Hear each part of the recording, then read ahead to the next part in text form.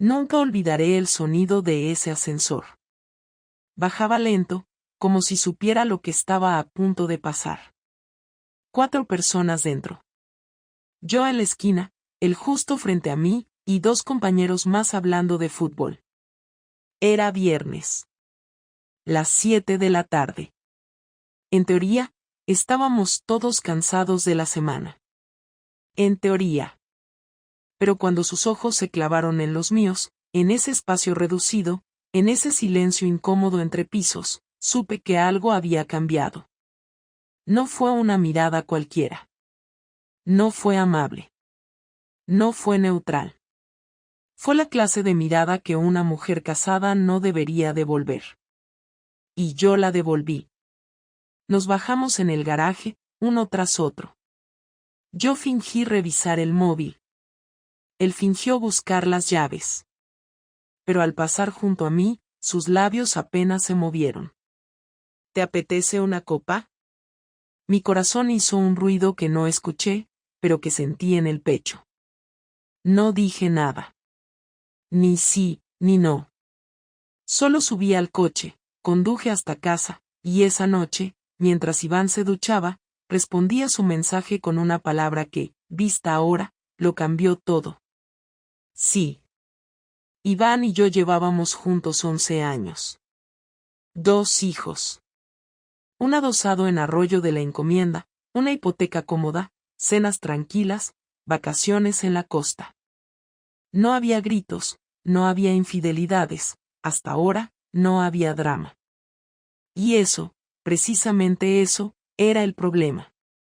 Nuestra relación era tan perfecta desde fuera que dentro se había convertido en nada. Ni pasión, ni novedad, ni curiosidad. Dormíamos espalda con espalda. Literalmente. No estaba enamorada del otro. Ni siquiera me parecía especialmente guapo. Se llamaba Sergio, tenía 39, separado, y trabajaba en el mismo edificio que yo, pero en otra planta. Nos habíamos cruzado en la cafetería varias veces, pero nunca habíamos pasado de un buenos días. Hasta ese viernes. Y no fue que me enamorara. Ni que estuviera desesperada.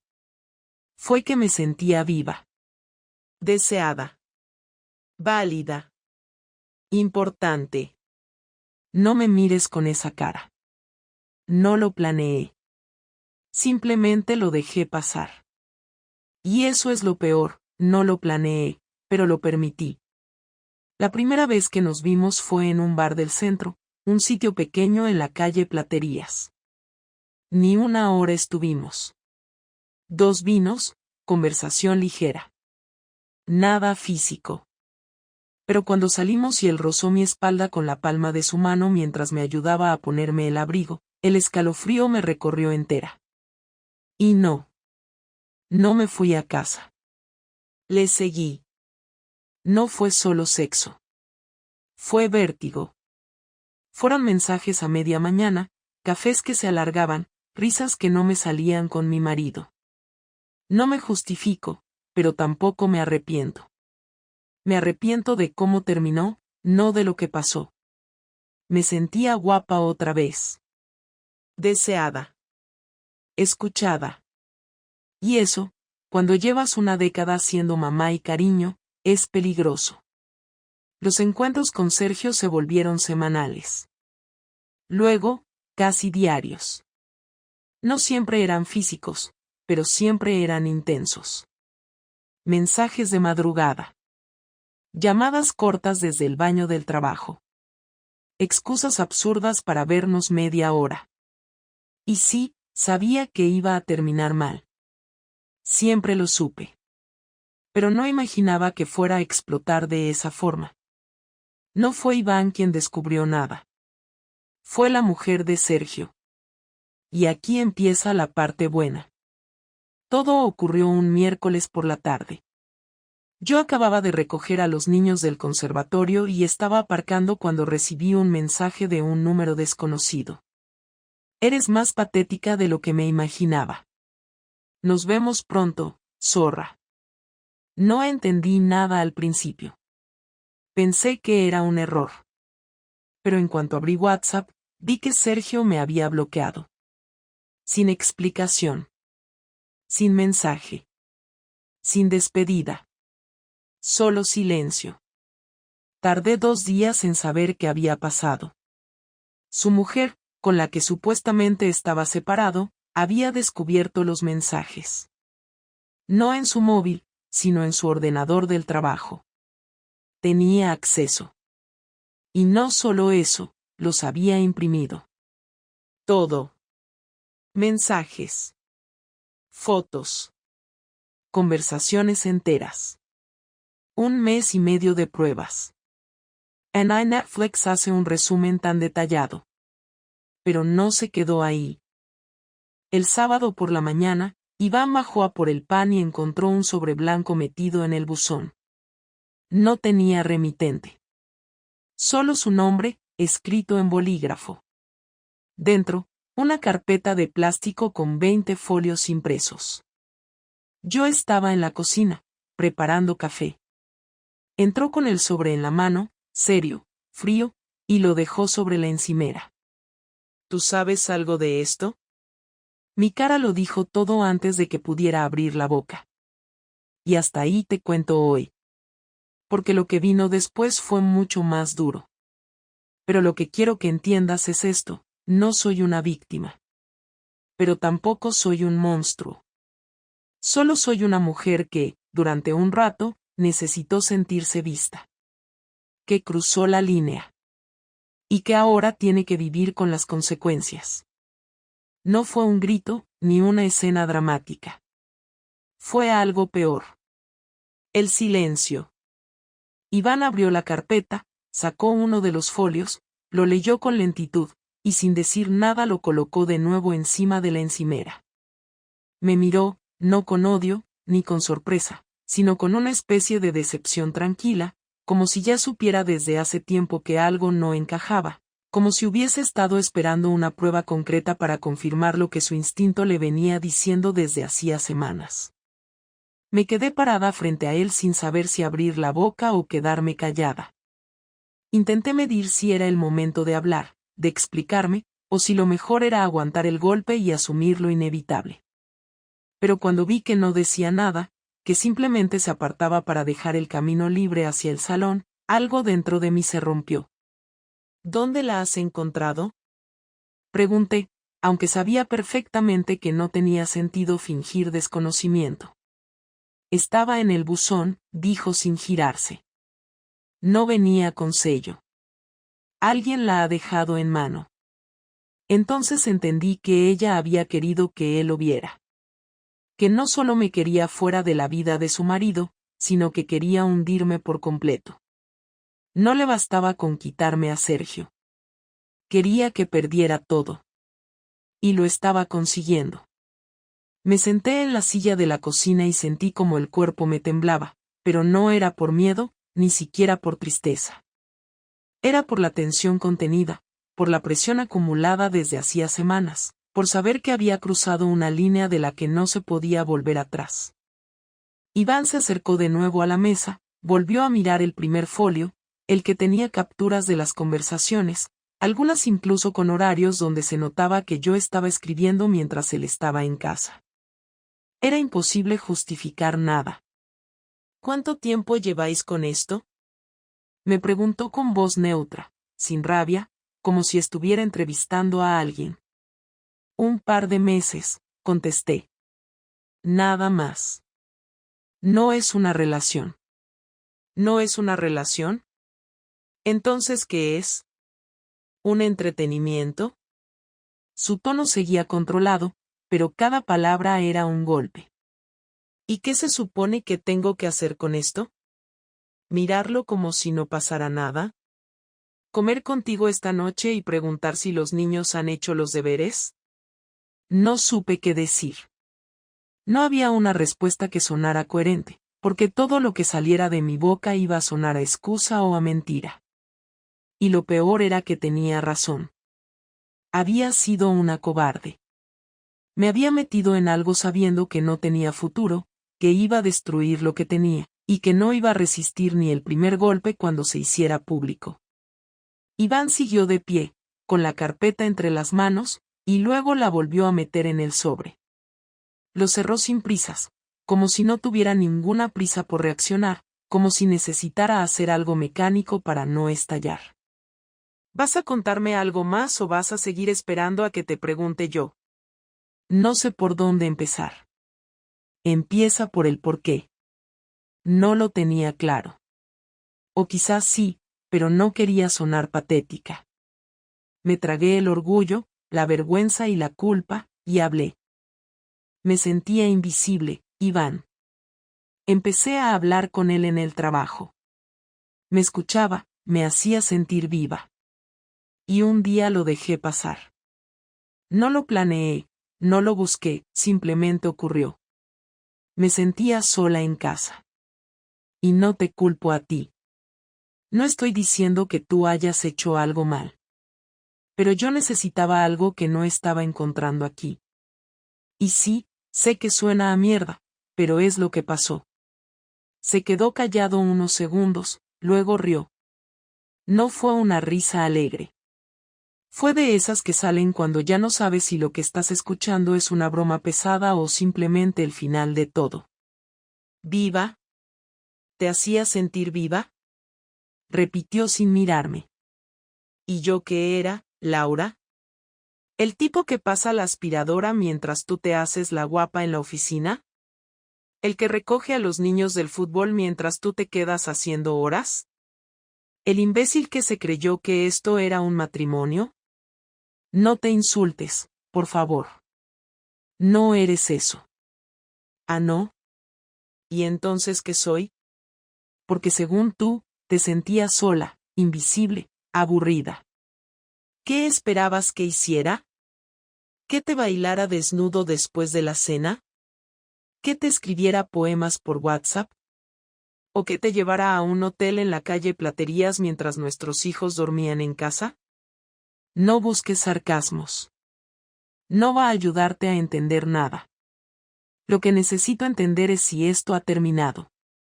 Si todavía ves a ese tipo. Si hay algo que me estés ocultando. No le he vuelto a ver desde que su mujer lo descubrió. Eso no responde a mi pregunta. Está terminado. Lo juro. Por primera vez, noté que dudaba. No porque no creyera mis palabras, sino porque estaba intentando decidir si le importaba o no que fuera verdad. Su silencio duró más de un minuto.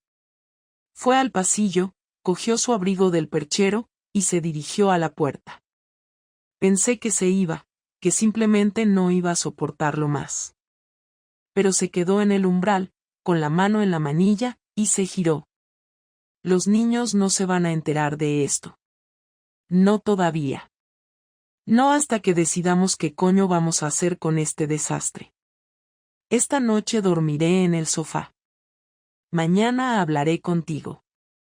Pero si recibo otro sobre como este, si alguien más sabe lo que ha pasado y se entera por alguien que no seas tú, te juro que no voy a contenerme. Y se fue al salón.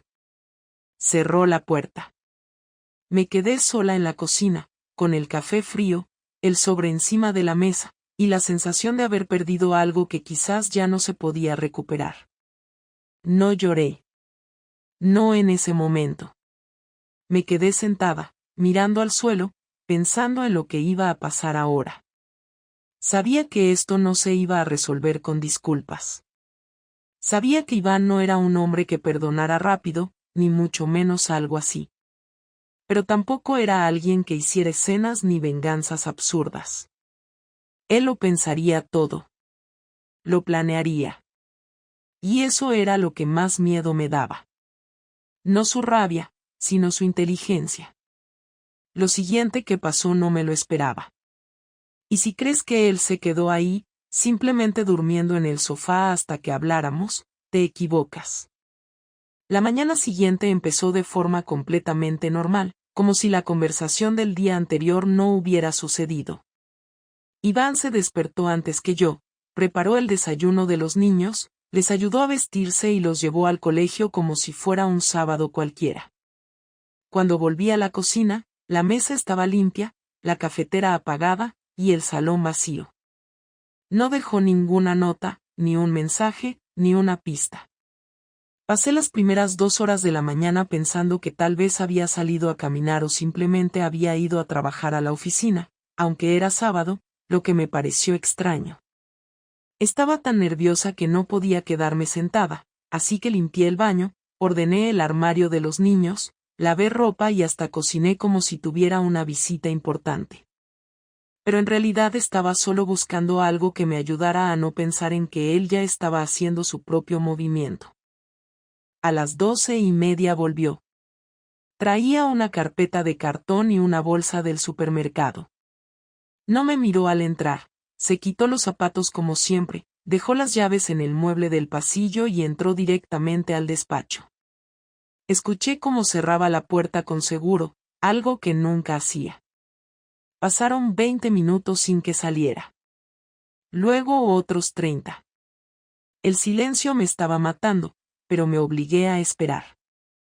Cuando finalmente abrió la puerta, salió con la misma carpeta en la mano, y sin levantar la voz, me pidió que me sentara en la mesa del comedor. No me interrumpas, dijo sin mirarme a los ojos. Solo escucha. Y al final, si quieres decir algo, lo dices. Asentí, aunque por dentro ya sentía que nada de lo que iba a decir me iba a gustar. Se sentó frente a mí, abrió la carpeta y sacó varios papeles, algunos escritos a ordenador, otros impresos. No entendía nada, pero me mantuve en silencio. He hablado con un abogado esta mañana. Le conté todo. Le enseñé los papeles. Le expliqué que tengo pruebas de tu infidelidad y que no tengo intención de quedarme aquí haciendo el papel de marido cornudo. Pero antes de que pongas esa cara de víctima, escúchame bien. No voy a pedir la custodia completa de los niños. No quiero eso. Lo que quiero es que entiendas que no pienso quedarme en este teatro ni un día más de lo necesario. Quiero que firmes esto, colocó un documento delante de mí. Es un acuerdo temporal. Mientras tramitamos el divorcio, tú seguirás viviendo aquí con los niños, y yo me mudaré a casa de mi hermano. Pero hay condiciones. La primera, no puede entrar ningún hombre a esta casa mientras los niños estén presentes. La segunda, toda comunicación entre nosotros será por correo electrónico o WhatsApp, salvo cuando se trate de los niños. Y la tercera, te vas a encargar tú sola de todo. No más ayuda con las compras, ni con las tareas, ni con nada. A partir de ahora, vas a saber lo que es cuidar de esta casa como adulta, no como niña que juega a ser madre.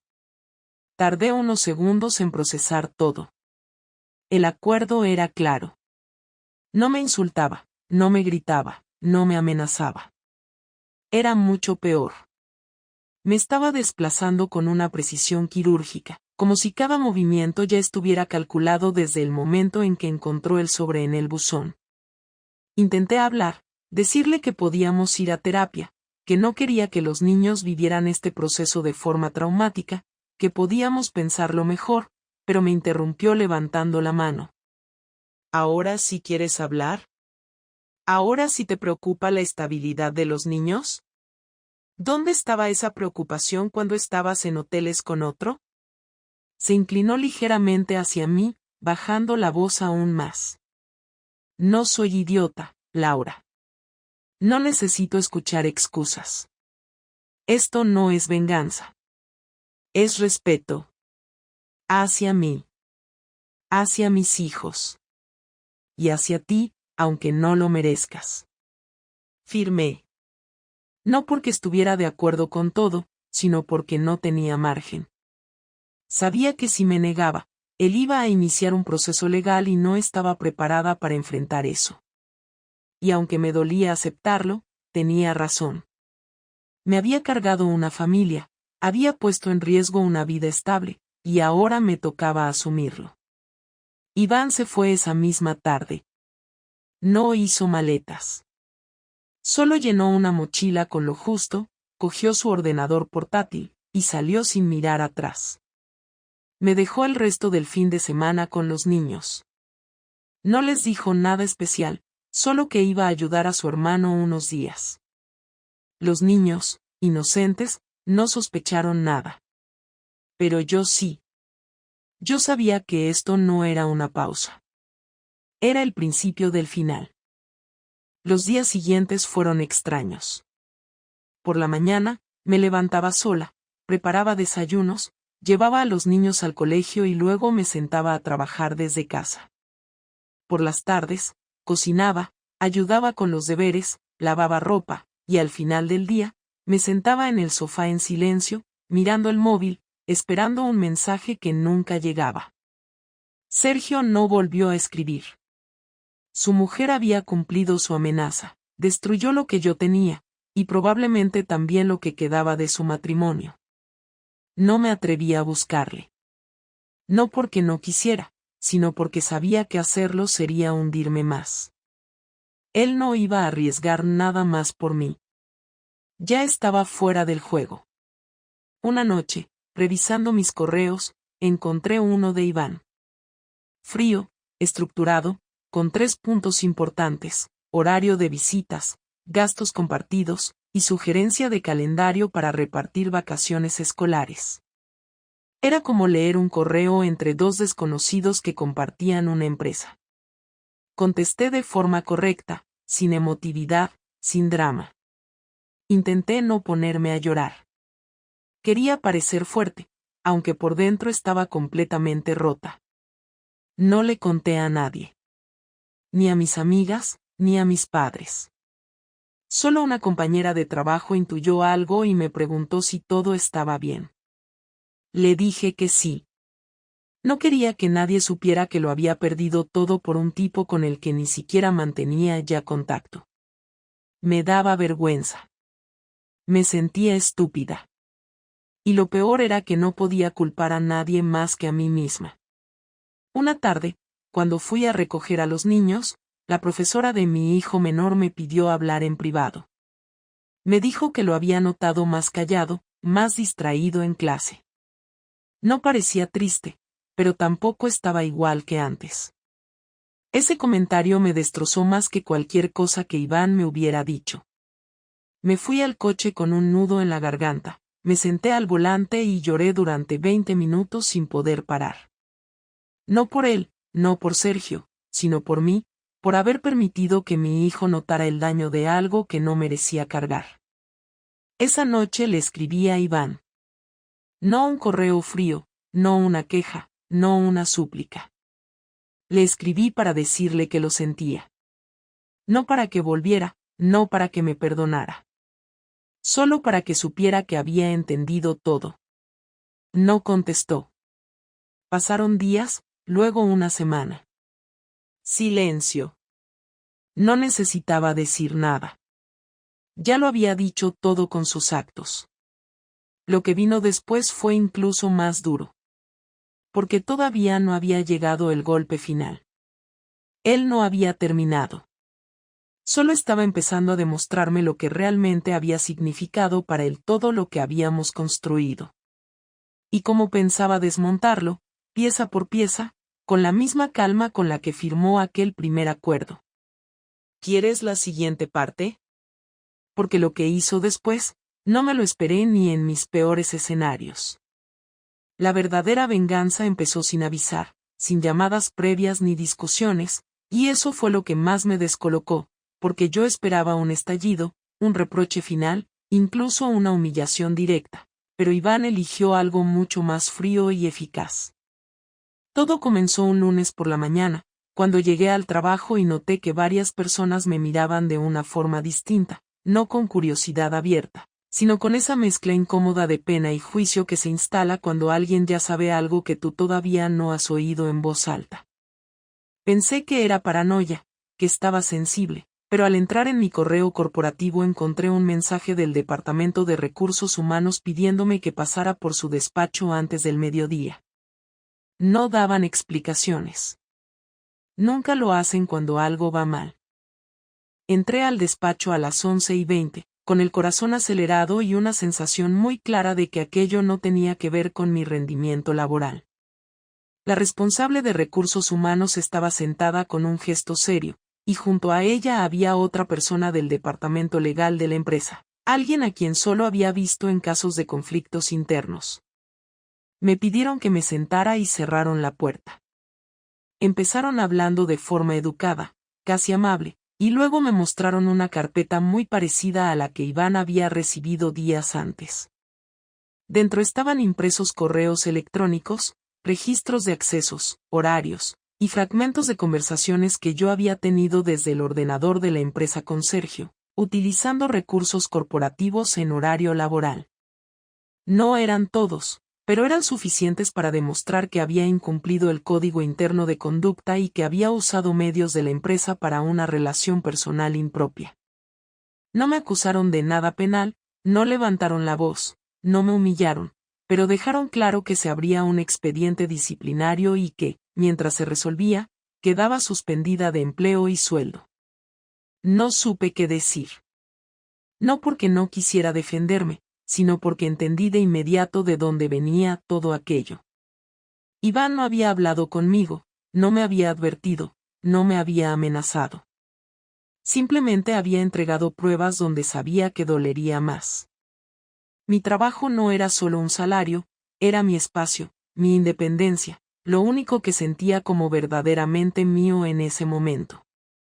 Salí del despacho con un nudo en el estómago, recogí mis cosas y me fui sin despedirme de nadie.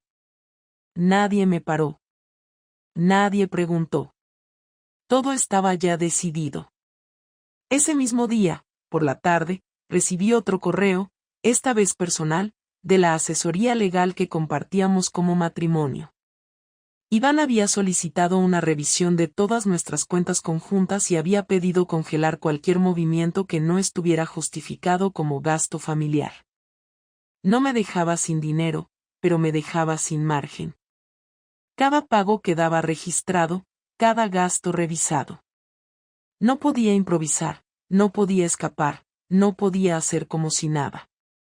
Todo estaba controlado. Pero el golpe más duro no fue ese.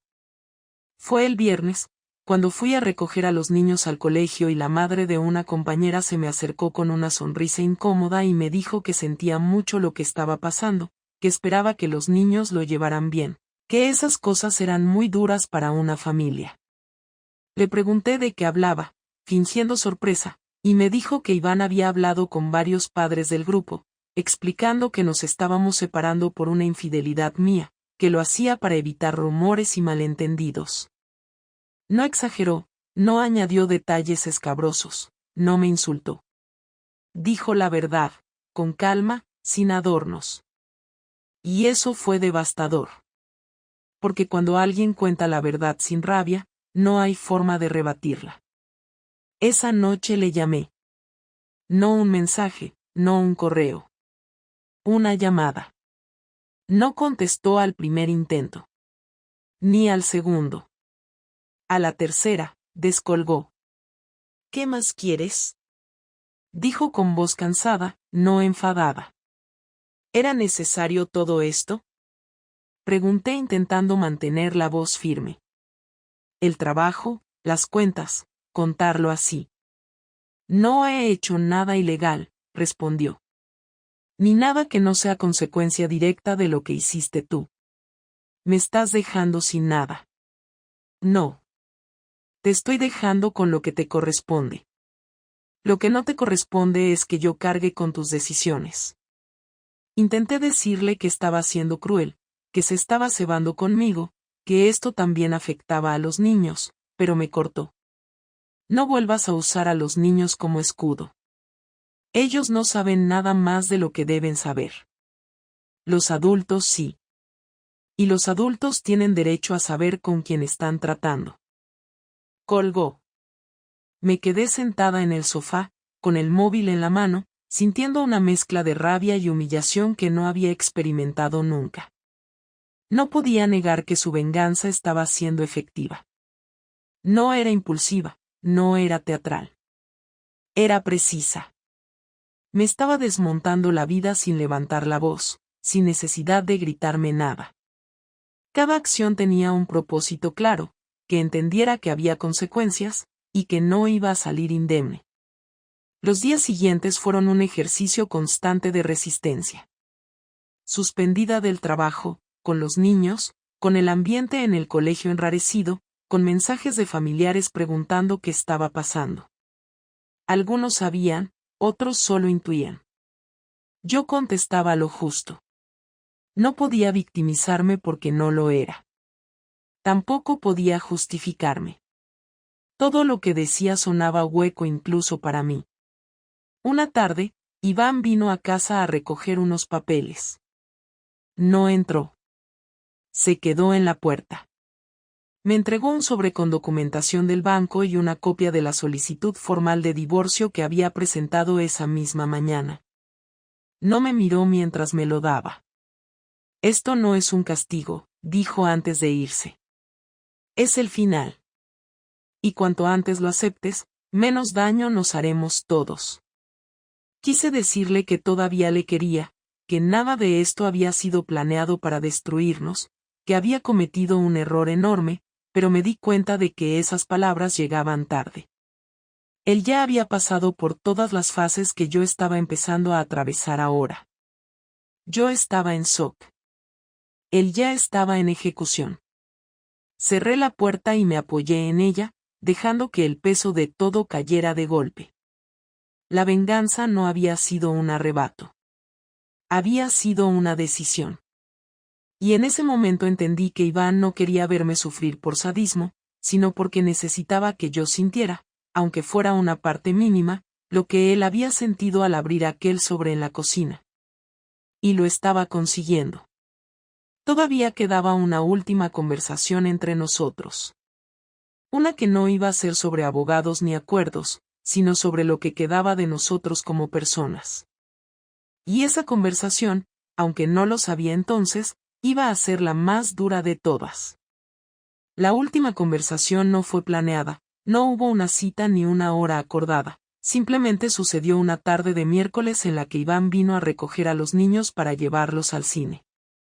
Habíamos estado semanas sin vernos cara a cara más de unos segundos en la puerta, con frases sueltas sobre horarios, mochilas o meriendas, todo lo demás era gestionado por mensaje. Aquel día yo estaba en el salón, con la televisión encendida sin volumen, repasando mentalmente las facturas del mes mientras los niños se preparaban en sus habitaciones. Iván entró como siempre, con su forma contenida, sin mirar alrededor más de lo justo, y se quedó de pie en el pasillo mientras esperaba que bajaran. Pero cuando vio que tardaban, en vez de revisar el móvil como solía hacer, cruzó el umbral del salón y se apoyó en el marco de la puerta. ¿Podemos hablar 5 minutos? Preguntó sin emoción, pero sin tensión tampoco. Le hice un gesto para que se sentara en el sofá de enfrente. Apagué la televisión, me coloqué bien, y esperé. No tenía ni idea de por dónde iba a salir, y en parte me aterraba, porque después de todo lo que había hecho, no sabía si todavía quedaba algo que pudiera derrumbarme más. No quiero estirar más esto, empezó, mirando al suelo, sin girar la cabeza. Pero creo que es importante que lo hablemos como personas.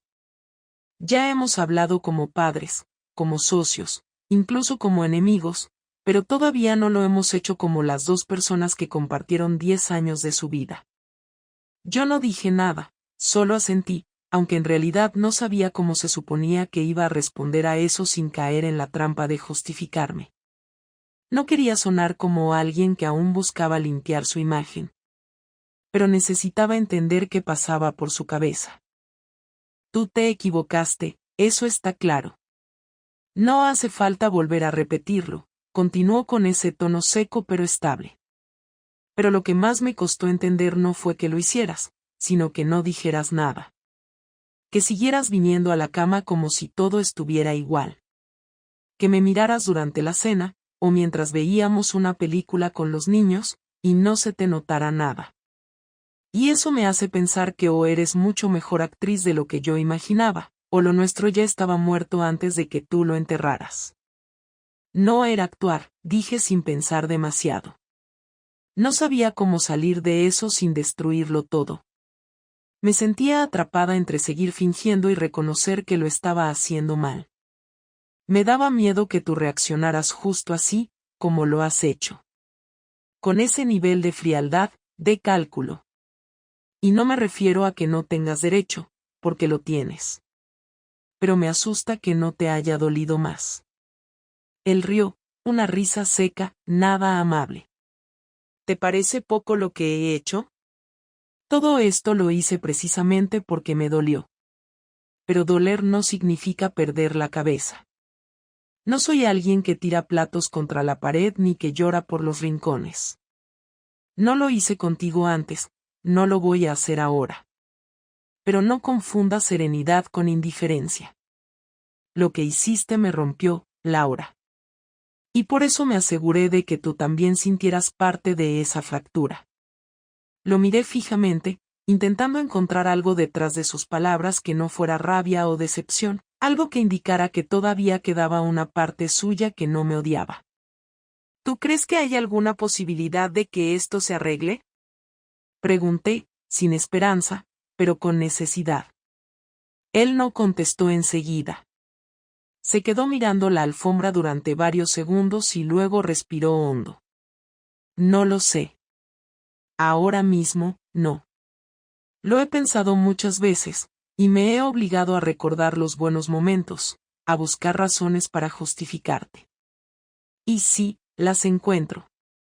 Pero cada vez que empiezo a construir algo en mi cabeza que pueda llevarnos a una reconciliación, me acuerdo de de esos mensajes, de la cara que pusiste cuando te enfrenté, y todo se derrumba.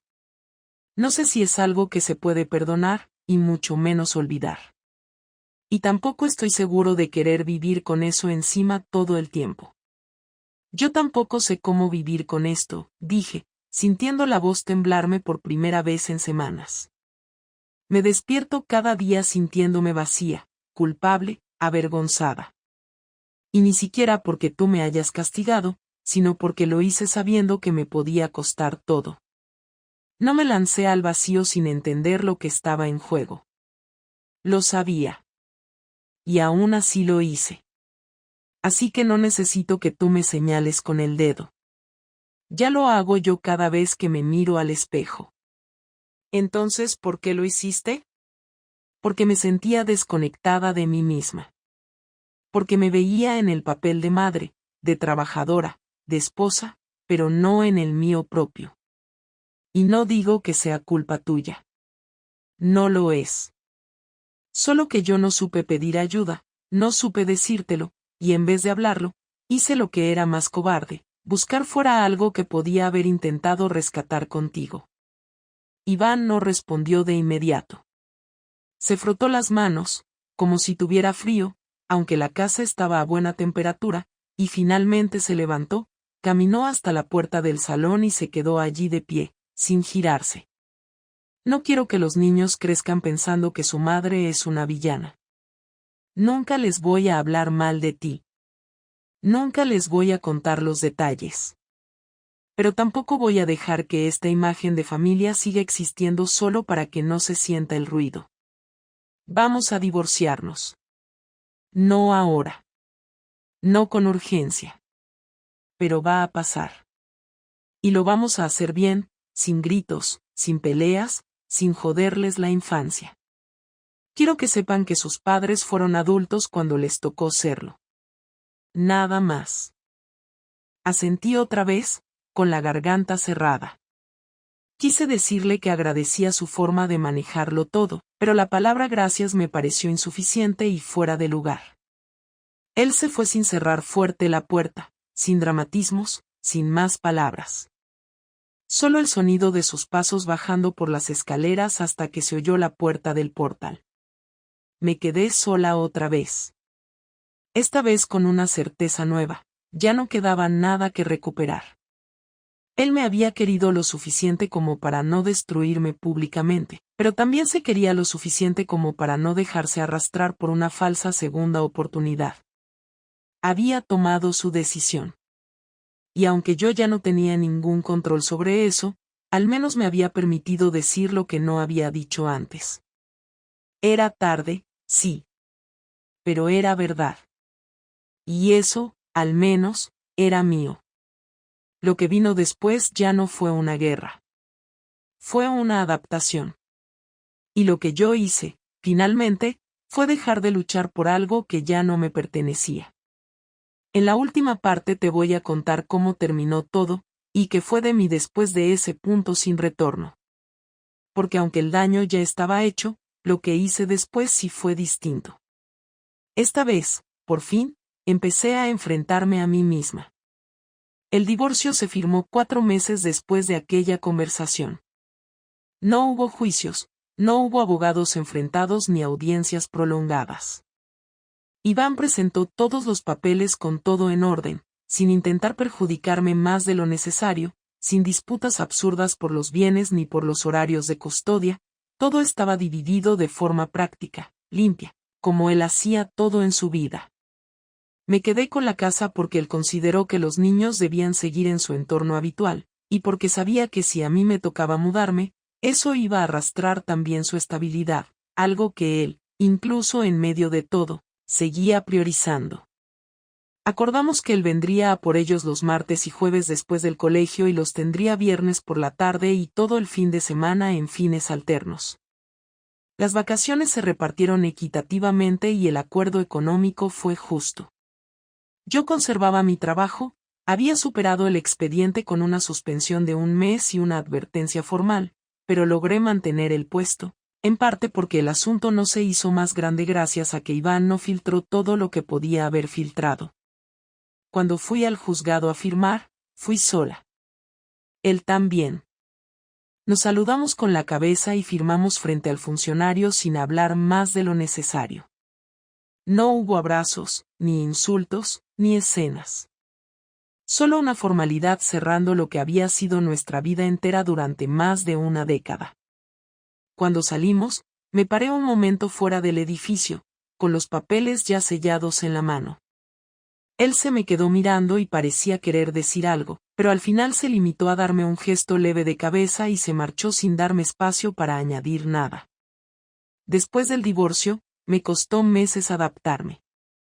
No por la parte legal ni por la dinámica diaria, sino por la sensación permanente de haberme vaciado.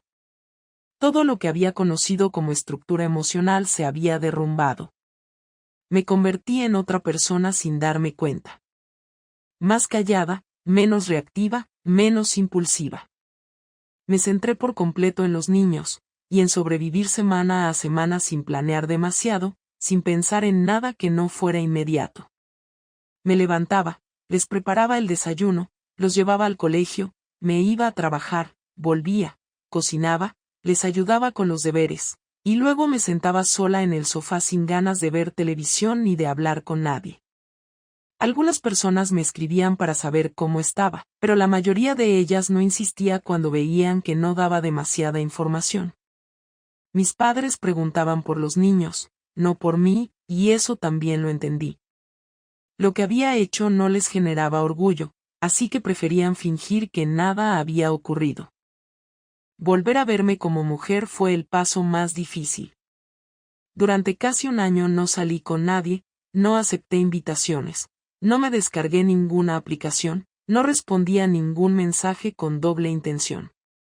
No porque no pudiera, sino porque no tenía ganas de enfrentarme otra vez a la parte de mí que había tomado decisiones tan dañinas.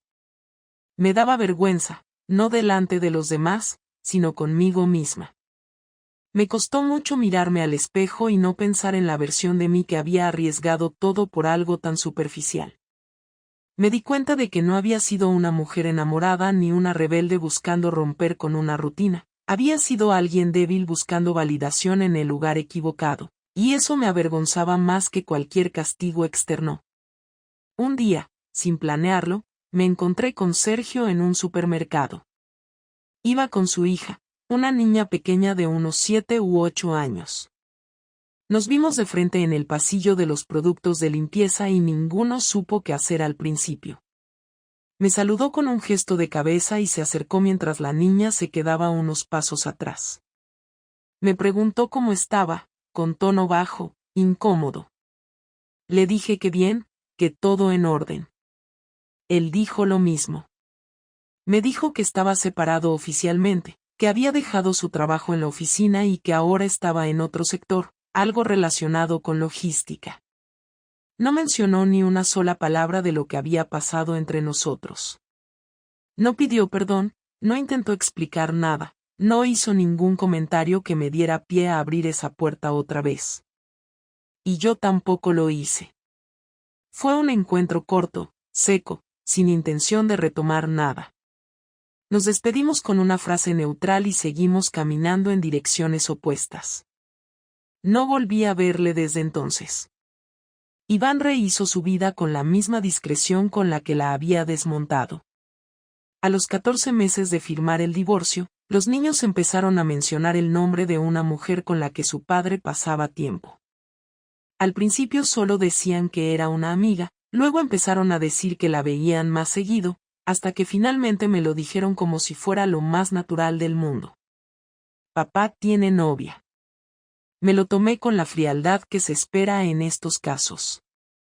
Sonreí, pregunté cómo era, y no hice ninguna pregunta más. Nunca hablé mal de ella delante de ellos.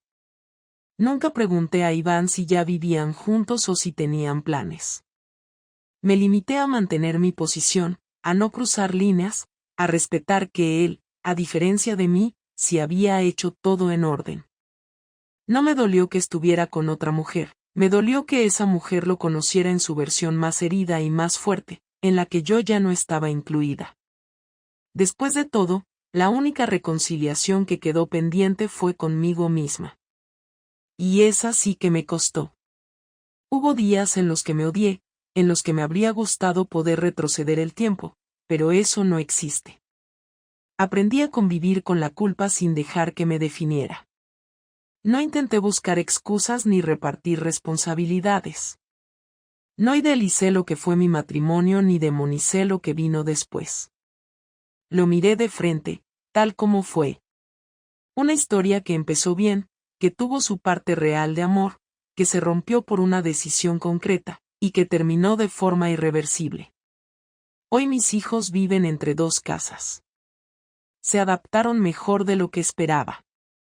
Nunca dejaron de quererme, nunca dejaron de querer a su padre.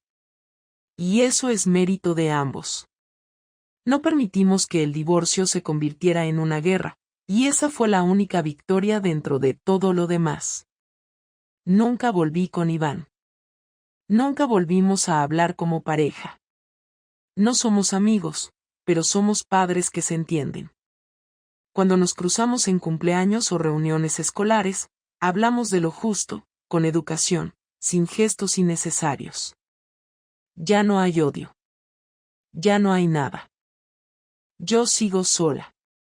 No por castigo ni por falta de oportunidades, sino porque todavía estoy en ese punto donde no necesito llenar ningún hueco. No estoy esperando que alguien me rescate ni que me haga sentir lo que perdí. Estoy aprendiendo a no necesitar esas cosas. Tal vez algún día aparezca alguien. Tal vez no. Pero si vuelve a pasar, no será desde la carencia, será desde la claridad. Lo único que aprendí de todo esto, y que me habría gustado saber antes, es que cuando dejas de hablar con quien tienes al lado, alguien más va a empezar a escucharte. Y si no sabes detenerlo a tiempo, todo lo que construiste puede desaparecer en cuestión de semanas. Yo no supe. Y pagué el precio completo.